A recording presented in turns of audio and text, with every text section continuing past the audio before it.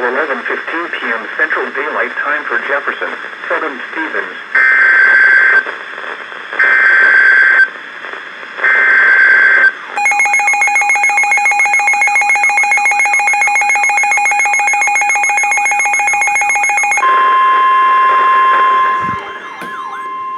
The National Weather Service in Norman has issued a severe thunderstorm warning for northeastern Jefferson County in southern Oklahoma, southwestern Carter County in p.m.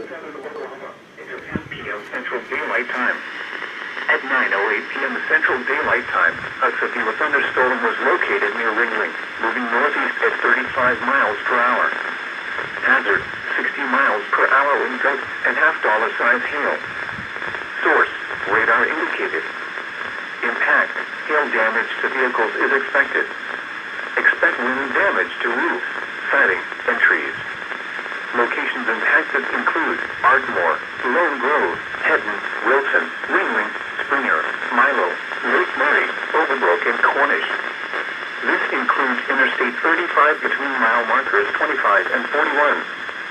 For your protection, move to an interior room on the lowest floor of a building.